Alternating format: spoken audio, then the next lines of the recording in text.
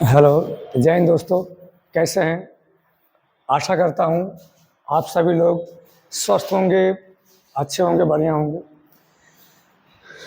हमने कल number system में भाज्य बराबर भाजक गुणे भागफल प्लस शेषफल ये हमने समझाया था। भाज्य बराबर भाजक गुणे भागफल और प्लस शेषफल, और ये हमने कॉन्सेप्ट बड़े अच्छे ढंग से कल समझ लिया था। आज इसी पर कुछ बहुत अच्छे अच्छे हम लोग सवाल करने वाले हैं। सवाल नंबर पहला है, यहाँ सवाल में कहा गया है कि एक संख्या n है, अब इसी में हम यहाँ 5 से भाग देते हैं तो हमारा शेषफल 2 आता है। एक n वर्ग में हम यदि 5 से भाग दें तो हमारा शेषफल क्या आएगा? दोस्तों, ये कॉन्सेप्ट हमने समझ लिया था।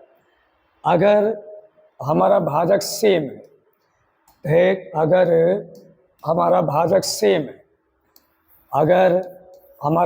सेम है, जो प्रक्रिया हमें संख्या के साथ करने को कहा जाए, वही प्रक्रिया हम पहले वाले शेष के साथ करते हैं। यहाँ संख्या का वर्ग है तो हम यहाँ पहले वाले शेष का हम वर्ग करेंगे और उसी में हमें 5 से भाग देना है। यहाँ 2 का वर्ग 4 है। 4, ये बात हम लोगों ने बताया था कि अगर भाज्य भाजक से छोटा है तो वही हमारा शेष आ जाता है। तो यहाँ से दोस्तों हमारा आंसर आएगा 4, और ये हमने 2 सेकंड में सवाल को सॉल्व कर दिया। अगर हम इसके बेसिक कॉन्सेप्ट की बात करते हैं तो बेसिक कॉन्सेप्ट में हमने कल आपको बताया था कि भाज्य बराबर क्या होता है।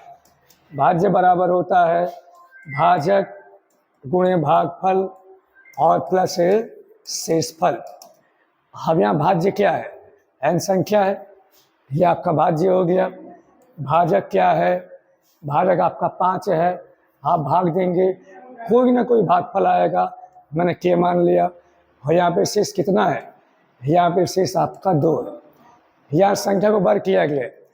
जब मैं यहाँ पे वर्ग करूँगा तो मुझे दोनों पक्षों का वर्ग करना पड़ेगा।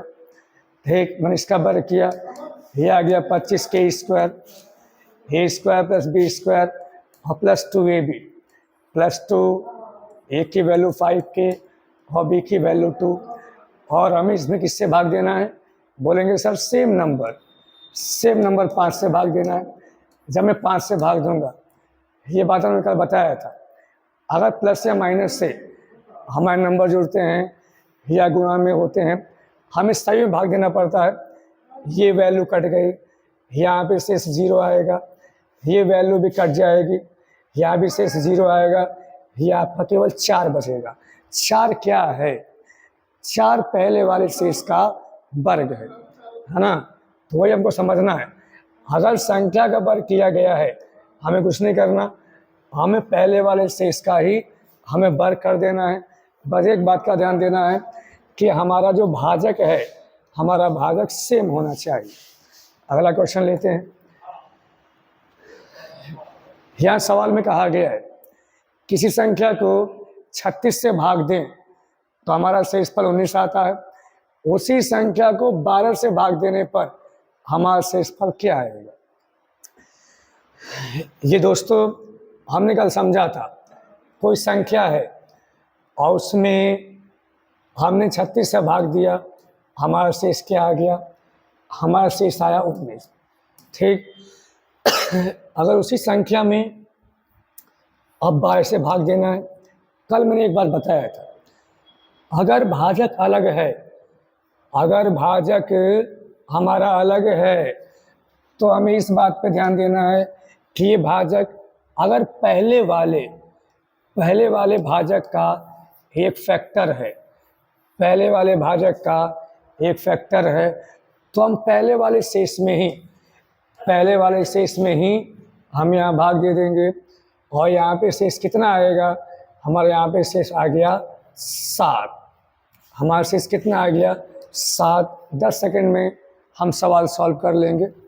अगर मैं इसका डिटेल जाऊँ, अगर मैं इसको डिटेल से करूँ, बिल्कुल बेसिक कॉन्सेप्ट से करूँ, ठीक, तो वही भाज्य बराबर भाजक में भागफल प्लस शेषफल।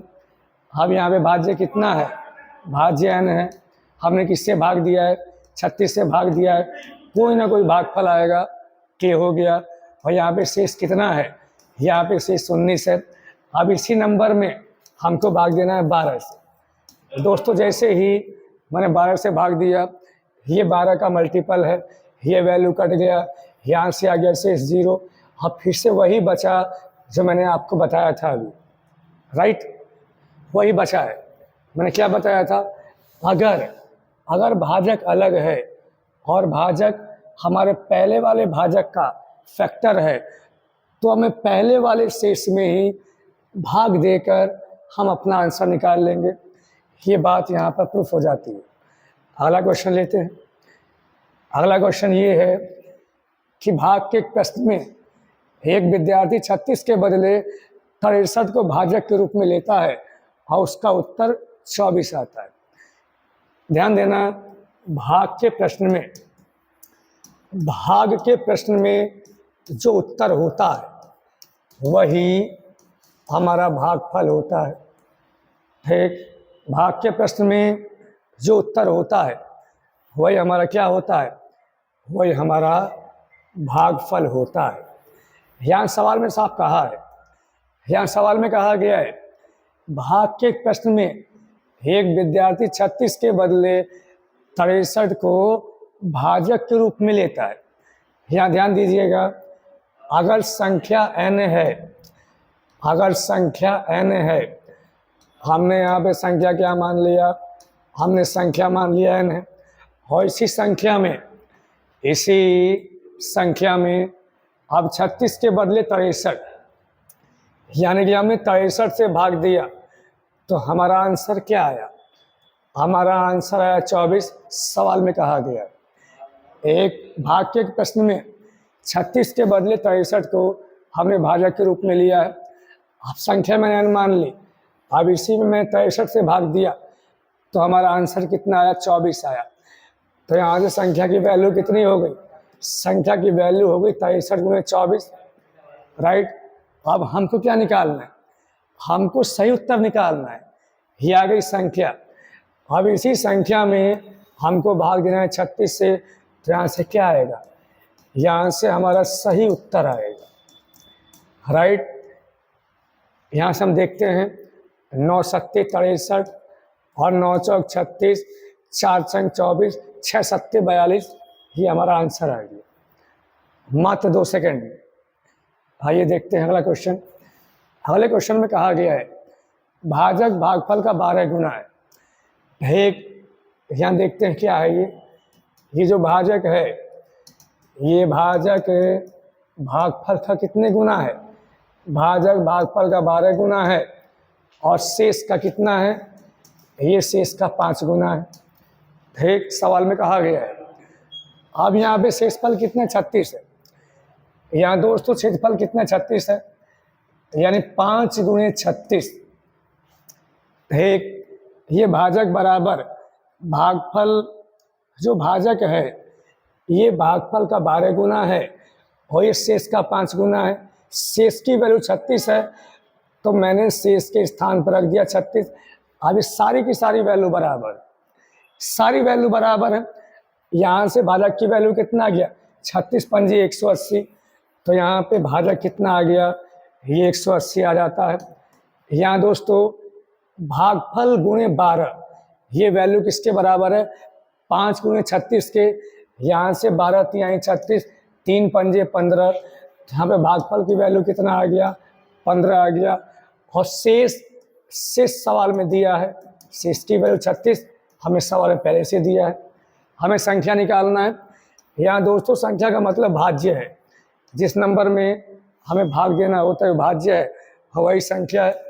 तो भाज्य बराबर क्या होता है, भाजक गुणे भागफल और प्लस शेषफल। ठीक, आइए देखते हैं यहाँ भाजक कितना है। बोलेंगे सर भाजक 180 है और भागफल कितना है, ये आ गया भागफल 15 और शेष कितना है, शेष आ गया 36। ठीक, यहाँ देखते हैं 15 0 0 15 120 12 15 गम 15 12 27 और यहाँ हम 36 जोड़ेंगे, वैल्यू कितना आ गया, वैल्यू आ गया 2736 और ये हमारा ऑप्शन नंबर सी ये आंसर है। दोस्तों इसके संबंध में जो हमारी पिछली वीडियो है, बिल्कुल बेसिक कॉन्सेप्ट, सारे कॉन्सेप्ट हमने पढ़ाया है और लगभग 1 घंटे हमने कॉन्सेप्ट ही समझाया है और आज हम लोग सवाल कर रहे हैं। सवालों के साथ साथ में कॉन्सेप्ट को मैं रिवाइज करवा दे रहा हूँ। आइए देखते हैं अगला क्वेश्चन। हमारे क्वेश्चन में कहा है n एक पूर्ण संख्या है। पूर्ण संख्या का मतलब क्या है, पूर्ण संख्या का मतलब इंटीजर 1 2 3 4 5 6 ये सब पूर्ण संख्याएं हैं। यह सवाल में कहा है n एक पूर्ण संख्या है और जब इसे 4 से भाग देते हैं तो हमारा शेषफल 3 आता है। संख्या में अगर 4 से भाग दें तो हमारा शेषफल 3 आता है। 2n, यहाँ दोस्तों संख्या का डबल किया गया है और फिर हमें 4 से भाग देने के लिए कहा गया है। ये हम लोग जानते हैं अगर भाजक सेम है, अगर भाजक वही है, अगर भाजक पहले वाला है, अगर भाजक पहले वाला है, ठीक, तो जो ऑपरेशन यानी कि जो प्रक्रिया हम संख्या के साथ कर रहे हैं वही प्रक्रिया हमें पहले वाले शेष के साथ करना है। हमने यहाँ पे संख्या का डबल किया है, हमें क्या ध्यान देना है, हमें एक ही बात ध्यान देना है कि हमारा भाजक क्या है। हमारा भाजक या तो पहले भाजक का फैक्टर होना चाहिए या सेम होना चाहिए, तब डायरेक्ट जो प्रक्रिया संख्या के साथ करने को कहा जाए वही प्रक्रिया पहले वाले शेष के साथ करके हम भाग देते हैं। 3 दूनी के 6, यहाँ 6 में 4 से भाग देंगे, यहाँ पे शेष क्या आएगा, 2 आएगा। अब यहाँ पे बहुत सारे बच्चे गलती कर देंगे, बहुत सारे बच्चे क्या कर देंगे कि 2 से इसको काट दें। 2 से काटने का मतलब ये नंबर रियल नहीं रहा, ये नंबर रेशियो बन गया। हर हमने संख्याओं में काटा पीटा किया है, हर भाग के प्रश्न में हमने संख्याओं को काट दिया है, तो फिर वो वास्तविक संख्या न रह के वो अनुपात बन जाता है और ऐसे केस में हमारा आंसर गलत आ जाता है। हर काट भी दिया है तो जिस नंबर से हमने काटा है लास्ट में उसी नंबर से मल्टीप्लाई भी करनी पड़ेगी। जैसे हमने 2 से काट दिया, अब यहाँ पे 2 से हमने काट दिया इसको 2 बार, तो ये वैल्यू बन जाएगा 3/2। यहाँ से आएगा शेष 1, तो लास्ट में अगर 2 से काटा है तो हमें यहाँ पे 2 से मल्टीप्लाई भी करना पड़ेगा। आंसर दोस्तों फिर भी वही आएगा, लेकिन सबसे बेहतर तरीका ये है कि भाग के प्रश्न में आप काटापीटी ना करें। अगला क्वेश्चन देखते हैं। अगला क्वेश्चन क्या है, अगले क्वेश्चन में कहा गया है 38 से और एक संख्या। अगला क्वेश्चन देखते हैं हम लोग। यहाँ दोस्तों अगले क्वेश्चन में क्या कहा गया, 38 से एक संख्या को भाग देने पर हमें 70 भागफल के रूप में और 12 शेष रूप में मिलता है, संख्या क्या होगी। दोस्तों बहुत ही सामान्य क्वेश्चन है। संख्या का मतलब भाज्य होता है और ये बात हर कोई जानता है। भाज्य बराबर क्या होगा, भाज्य बराबर होगा भाजक गुणे भागफल और ये प्लस शेषफल। दोस्तों यहाँ पे मैं डेली आपको 10 से 20 क्वेश्चन सेम पैटर्न के कराऊंगा ताकि बहुत ही अच्छे ढंग से आपका अभ्यास हो जाए और हमारे क्वेश्चन लो लेवल से लेके और बहुत ही हाई लेवल तक रहेंगे। ये बहुत ही आसान क्वेश्चन है, रिमाइंडर थ्योरम के बहुत ही सिंपल क्वेश्चन है और हर एग्ज़ाम में ये क्वेश्चन बराबर आते हैं। ये आपका CHSL हो गया, CGL हो गया, UP पुलिस SI, हर एग्ज़ाम में ऐसे क्वेश्चन हमारे लगातार पूछे गए हैं। तो बहुत अच्छे ढंग से हम लोग अभ्यास करेंगे और इससे भी बहुत बेहतरीन बेहतरीन क्वेश्चन हमारे वीडियो में आएंगे। कोई भी क्वेश्चन आपका बचेगा नहीं। और यदि कोई भी क्वेश्चन भाज्य भाजक पे क्वेश्चन है, आप कमेंट्स कीजिए, क्वेश्चन भेजिए और उसका सॉल्यूशन आपको वीडियो के माध्यम से मिल जाएगा। यहाँ देखते हैं भाज्य बराबर कितना होता है, भाजक गुणन भागफल प्लस शेषफल। यहाँ पे भाजक कितना है, हमारा भाजक है 38, 38 से भाग दे रहे हैं। यहाँ भागफल कितना है, हमारा 70 भागफल है।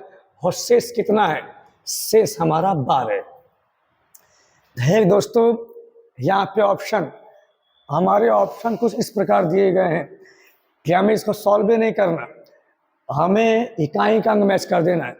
हम 0 से मल्टीप्लाई करेंगे, 0 आएगा, इकाई में 2 जोड़ेंगे तो जिस ऑप्शन में हमारा इकाई में 2 है वही आंसर होगा। तो एक ही ऑप्शन दिखाई दे रहा है। यदि एक ऑप्शन और होता जहाँ इकाई में 2 होता तो फिर हम दोस्तों इस क्वेश्चन को पूरा ही सॉल्व करते। अगर पूरा सॉल्व करते तो क्या आता आंसर, 0 ये आ गया, 7 8 56 आ गया, 5 7 21 और 21 5 26। और दोस्तों हमारा आंसर कितना आता, हमारा आंसर आता 2662। ये सॉरी 12 है, ये आंसर हमारा कितना आता, हमारा आंसर आता 2672। राइट। अगला क्वेश्चन लेते हैं। अगले क्वेश्चन में कहा गया है भाजक तथा शेषफल का अनुपात 3:2 है, भाजक भागफल का अनुपात 7:12 है। यदि शेषफल 14 है तो भाज्य को 9 से भाग देने पर शेषफल क्या बनेगा। बहुत ही शानदार सवाल, बहुत ही अच्छे लेवल का सवाल है। यहाँ दोस्तों हम देखते हैं, हमने यहाँ पर देखा कि आपका भाजक है, भाजक और शेषफल का जो रेशियो है, ये रेशियो कितना है, ये रेशियो 3:2 है। फिर हमने देखा कि यहाँ पे फिर कहा गया है कि भाजक, यहाँ भाजक अनुपात भागफल, और यहाँ पे अनुपात कितना है, ये अनुपात 7:12 है। इस सवाल में दिया हुआ है। अब यहाँ पे दोस्तों एक बात ध्यान देने वाली ये है कि यहाँ भी भाजक है। अब यहाँ तो भाजक की वैल्यू 3 है और यहाँ भाजक की वैल्यू 7 है। एक भाजक कॉमन है, यहाँ पे भाजक कॉमन है और पहले केस में ये भाजक की वैल्यू 3 है और दूसरे केस में भाजक की वैल्यू 7 है। जो कि नाइंसाफ़ी, एक ही व्यक्ति के 2 वैल्यू नहीं हो सकते, है ना। यहाँ भी भाजक है, यहाँ आपने कहा कि भाजक 3 है, आपने यहाँ पर कहा कि भाजक 7 है। हमें भाजक को सेम करना होगा। अब भाजक को सेम करने के बहुत सारे तरीके हैं, आगे हम लोग अनुपात में पढ़ेंगे। यहाँ फिलहाल आप ये देख लें, 3 और 7 का लघुत्तम होता है 21, हम इसको 21 बना लेंगे। तो यहाँ पर मैं 7 से मल्टीप्लाई कर दूंगा, ठीक, और मैं यहाँ पे 3 से मल्टीप्लाई कर दूंगा। यहाँ भाजक की वैल्यू 3 थी, यहाँ भाजक की वैल्यू 7 है। 3 और 7 का लघुत्तम हो गया 21। लघुत्तम वो संख्या होती है जिसमें हर नंबर शामिल हो जाता है।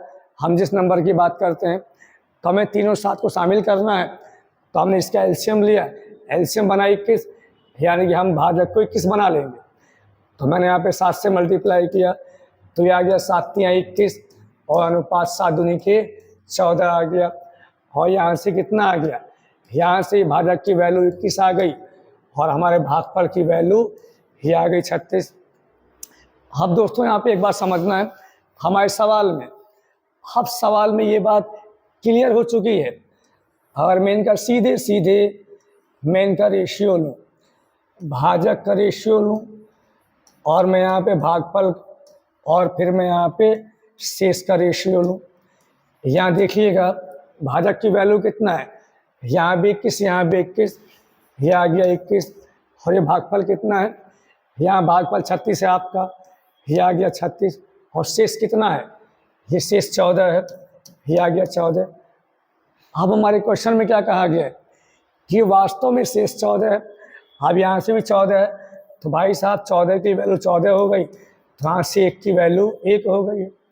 एक तो 21 की वैल्यू 21 और 36 की वैल्यू 36। हमको निकालना क्या है, हमें इसी संख्या में 9 से भाग देना है। तो हम पहले यहाँ पे संख्या बना लेंगे, यानी कि भाज्य को निकाल लेंगे। भाज्य क्या होता है, भाज्य होता है भाजक और गुणे भागफल और प्लस शेष। ठीक, अब इसी नंबर में हमें 9 से भाग देना है। ये नंबर 9 का मल्टीपल है, यहाँ से आएगा शेष 0। 14 में 9 से भाग देंगे तो यहाँ से आ गया शेष 5, 5 प्लस 0, फाइनल शेष आ गया 5। बहुत ही शानदार सवाल था। इसको बहुत ही हम लोग सिंपल तरीके से कर सकते हैं, बहुत ही छोटा भी कर सकते हैं, लेकिन मेरा उद्देश्य यहाँ पे आपको पूरे क्वेश्चन को समझाना था, इसलिए मैंने पूरा इसको डिटेल कर लिया है। हम यहीं से वैल्यू को समझ सकते हैं कि ये वाली वैल्यू कितना है। यहाँ पे भाजक 3 है, यहाँ पे भाजक 7 है, तो हम यहीं पे इसको बराबर कर ले 7 पे 21। तो अगर मैं इसको 21 बनाऊंगा तो मैं 7 से यहाँ मल्टीप्लाई कर दूंगा, ये हो गया 21, ये हो गया 14। 3 से यहाँ मल्टीप्लाई करूंगा तो ये हो गया 21, ये हो गया 36। अब यहाँ पे आप देख सकते हैं, यहाँ पे शेष की वैल्यू 14 है, 14 का मान 14, तो 1 का मान 1। हम डायरेक्ट सवाल को मुजबानी कर सकते हैं। अगले क्वेश्चन में कहा गया है, एक संख्या n को 5 से भाग देने पर शेषफल 2 आता है, 7n को। सेम क्वेश्चन आज हम लोग एक पैटर्न के क्वेश्चनों पर अभ्यास कर रहे हैं, ताकि जो बच्चा पढ़ने में कमज़ोर है उसका अच्छे ढंग से सीख जाए, और जो बच्चा सही है उसको प्रैक्टिस करने के लिए अच्छे क्वेश्चन मिल जाएं। अब यहाँ सवाल में कहा गया है, एक संख्या में 5 से भाग देने पे हमारा शेषफल 2 आता है। एक यहाँ सवाल में कहा गया है 7n। हमने यहाँ पे संख्या का 7 गुना किया है, हमने यहाँ पे संख्या का 7 गुना किया है और हम लोग इसमें 5 से भाग दे रहे हैं। अब यहाँ पे ध्यान देने वाली बात ये है कि फिर से हमारा भाजक सेम है। अगर भाजक सेम है, ये बात मैं बार बार रिपीट कर रहा हूँ, अगर भाजक सेम है, जो प्रक्रिया हम संख्या के साथ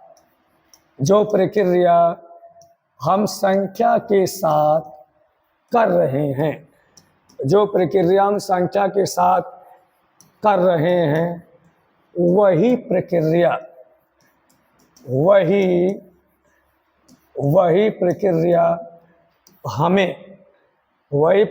हमें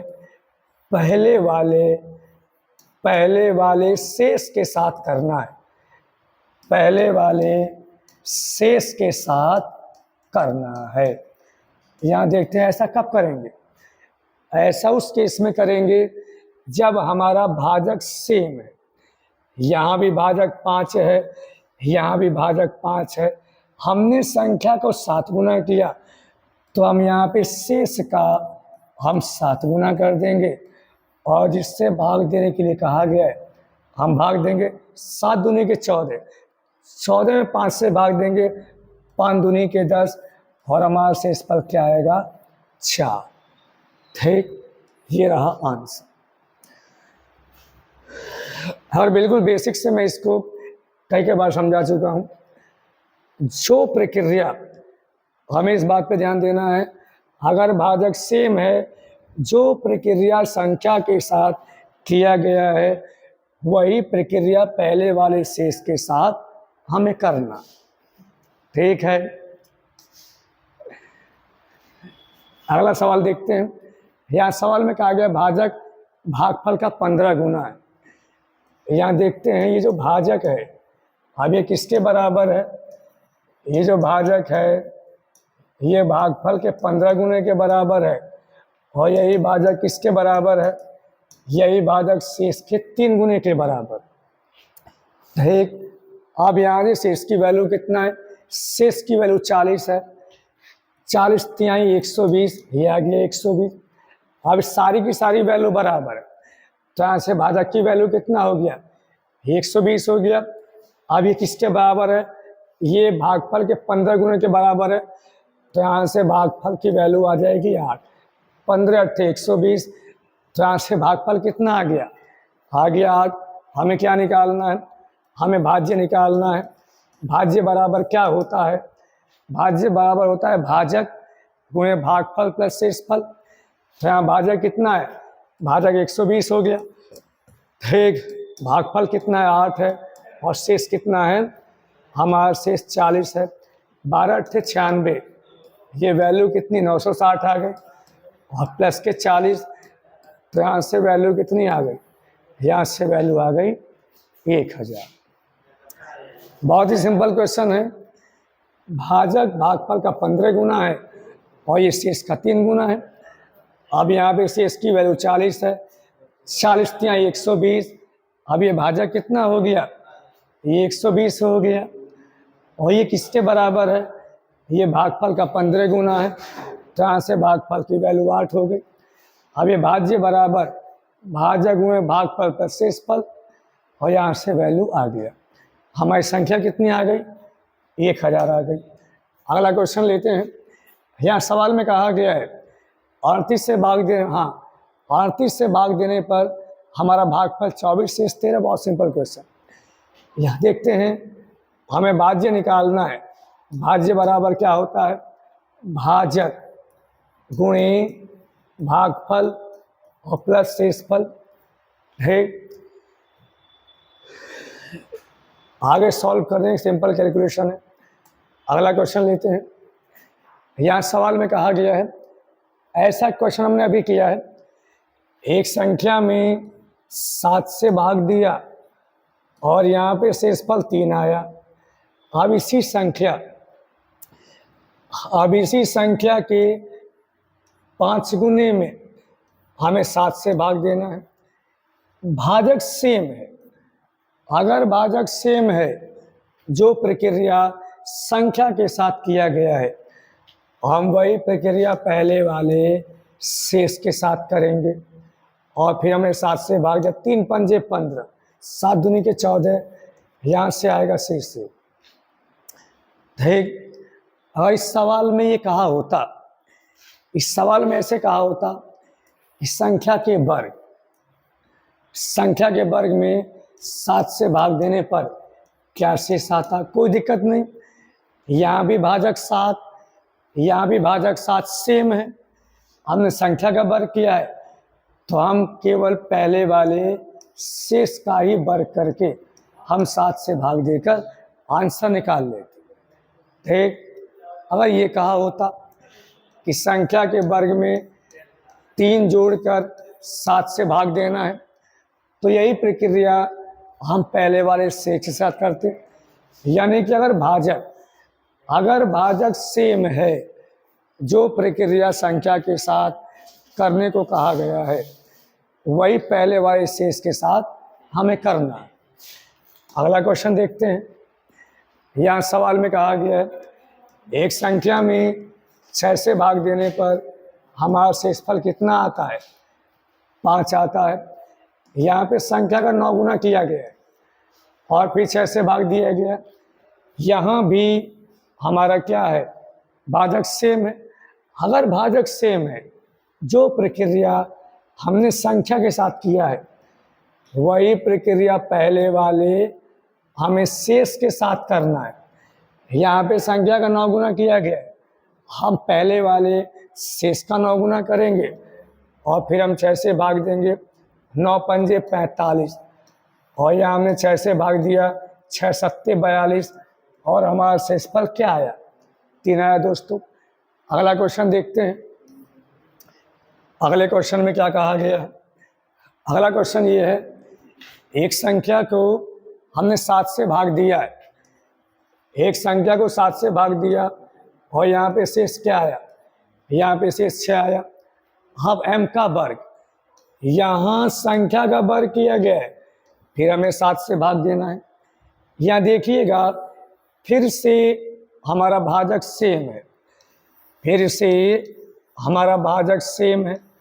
अगर भाजक सेम है, भाजक वही है, तो जो प्रक्रिया संख्या के साथ किया गया है, वही प्रक्रिया हमें पहले वाले शेष के साथ कर देना है। यहाँ पे संख्या का वर्ग किया गया है, हम यहाँ पहले वाले शेष का वर्ग कर देंगे। ये वैल्यू आ गया 6 का वर्ग 36 और भागा 7, 7 पंजे 35 और यहाँ पे शेष हमारा 1 आ गया है।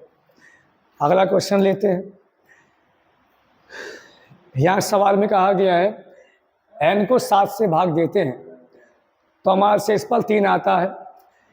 ये बहुत ही लॉजिकल सवाल है और बहुत ही बेहतरीन सवाल है। अगर किसी संख्या को हमने 7 से भाग दिया और यहाँ पे शेषफल 3 आया, शेष का मतलब क्या है?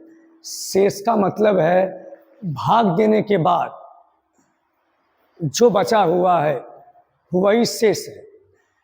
भाग देने के बाद जो बचा हुआ है वही शेष है। अब यहाँ सवाल में कहा गया है निम्नलिखित में से कौन सी, निम्नलिखित में से किस संख्या को 7 से भाग देने पर शेषफल 0 आएगा। यानी कि हमें संख्या को पूरा पूरा काटना है। अगर शेष 3 है, अगर शेष 3 है तो जो अगली संख्या होगी, जो हमारी अगली संख्या होगी, जो अगली संख्या होगी वो इसी n से भाजक और शेष के जो अंतर करेंगे उसे जोड़ के प्राप्त होगी। इसी बात को हम ऐसे भी कर सकते हैं, अगर किसी संख्या में हमने 7 से भाग दिया, ठीक, यहाँ कोई ना कोई भागफल आएगा। अब यहाँ पे कोई नंबर आया और उसके बाद हमारा शेष क्या आया? 3 आया। और ये नंबर 4 ज़्यादा होता, ये नंबर 4 ज़्यादा होता तो 7 से कट जाता। यानी कि 7 से कटने वाला जो नंबर होगा वो होगा n+4। वो नंबर क्या होगा? वो नंबर होगा n+4। और जब ये 7 से पूरा पूरा कट जाएगा तो हमारा शेषफल आएगा 0। बहुत ही शानदार सवाल है, ये बहुत ही शानदार सवाल है। आप इसको एक एग्जाम्पल के तौर पे भी आप यहाँ समझ सकते हैं। मैं आपसे कहूँ कि 27 है और हमने इसमें 5 से भाग दिया है, 5 पंजे 25, यहाँ पे क्या आ गया? शेष आ गया 2। और मैं आपसे ये कहूँ कि 27 से आगे कौन सी संख्या होगी जो हमारी 5 से कट जाए? तो 27 से आगे जो संख्या होगी वो भाजक और शेष का अंतर जो 3 है वो जुड़ के प्राप्त होगी। 27 और 3 30, अगली संख्या 30 होगी। और इससे पहले की संख्या हम सीधे शेष को माइनस कर देंगे, इससे पहले की संख्या हमारी 25 होगी। तो यहाँ पे सभी प्लस प्लस दिया है, हमारे विकल्प में सब प्लस प्लस दिया है। इसका मतलब हमें n से अगली संख्या निकालनी है। तो n से अगली संख्या जो 7 से पूरा पूरा कट जाए वो भाजक और शेष के अंतर को जोड़कर मिलेगी। ठीक, तो यहाँ पे भाजक कितना है? 7 है, शेषफल 3 है, इन दोनों का अंतर 4 होगा। तो अगला नंबर क्या होगा? n+4 होगा। मात्र 10 सेकंड का सवाल है, 10 सेकंड भी नहीं लगेगा, 2 सेकंड का सवाल है। ये मैंने आपको पूरा डिटेल से समझाया है। अगला क्वेश्चन लेते हैं। अगले क्वेश्चन में कहा गया है एक संख्या n है, एक संख्या n है और इसमें 6 से भाग दिया। एक संख्या n को 6 से भाग देने पर हमारा शेषफल 3 आता है। ठीक, हमारा क्वेश्चन क्या है? एक संख्या में 6 से भाग देने पर हमारा शेषफल 3 आता है। ठीक, अब यहाँ पे कहा गया है n की power 4 plus n³ plus n² plus 5n, और इसमें हमें 6 से भाग देना है। यहाँ भी हमारा भाजक सेम है।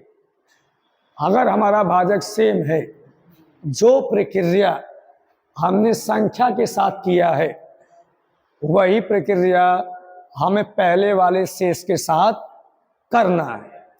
ठीक, हमारा पहला शेष क्या है, 3 है, या n की पावर 4 है, तो मैंने यहाँ पे 3 की पावर 4 कर दिया, प्लस यहाँ n क्यूब है, तो यहाँ मैं 3 की पावर क्यूब कर दिया, यहाँ n स्क्वायर है, तो मैं 3 का स्क्वायर कर दिया, यहाँ 5n है, तो मैंने 5 गुणे 3 कर दिया। अब इसी में मुझे 6 से भाग देना है। 3 की पावर 4, ये वैल्यू हो गई 81। 3 की पावर 3, ये वैल्यू हो गई 27। 3 की पावर 2, ये वैल्यू 9 हो गई, और यहाँ पे 3 पंजे, ये वैल्यू 15 हो गई। जब मैंने इसको जोड़ा, यहाँ आप देख सकते हैं 27 और 9, ये होता है 36। ठीक, 36 10 46, 46 5, ये 51, ये आएगा आपका 132, और यहाँ में 6 से भाग दूंगा, 22 छक्का 132, और यहाँ पे शेष क्या आएगा, यहाँ पे आ गया शेष 0। ठीक, यानी कि अगर भाजक सेम है, जो प्रक्रिया हमने संख्या के साथ किया है वही प्रक्रिया पहले वाले शेष के साथ करना है। यहाँ n की पावर 4 थी, तो यहाँ पे 3 की पावर 4 कर दिया, ये वैल्यू आ गई आपका 81। यहाँ पे n का घन था, 3 का घन किया, ये वैल्यू आ गई 27। ये n स्क्वायर था, यहाँ 3 का स्क्वायर किया, ये वैल्यू आ गई 9। यहाँ 5n था, 5 गुणे 3 किया, ये आ गया 15। हमने इनको जोड़ दिया, यहाँ 20 में प्लस है, 7 1 8, 8 5 13, 13 और 9 22, हासिल लगेगा 2, 8 2 10, 10 1 11, 11 और 2 13, ये वैल्यू आई थी 132। हमने 6 से भाग दिया, और यहाँ पे शेष 0 है। ये दोस्तों, आज हम लोगों ने शेषफल प्रमेय का ये बहुत ही इम्पोर्टेंट पार्ट पढ़ा है, और हमारे सामान्य जो एग्ज़ाम होते हैं, ये आपका रेलवे हो गया, यूपी पुलिस हो गया, CHSL हो गया, CGL हो गया, CPO हो गया, अब वहाँ पे इस टाइप के क्वेश्चन हमेशा पूछे गए हैं। तो ये बहुत ही इम्पोर्टेंट टॉपिक था नंबर सिस्टम का, और इस तरीके से हम एक एक टॉपिक लेंगे और हम पूरे नंबर सिस्टम को बहुत ही आराम से और बहुत ही अच्छे ढंग से पढ़ेंगे। तो आज के इतना ही काफ़ी है। जय हिंद।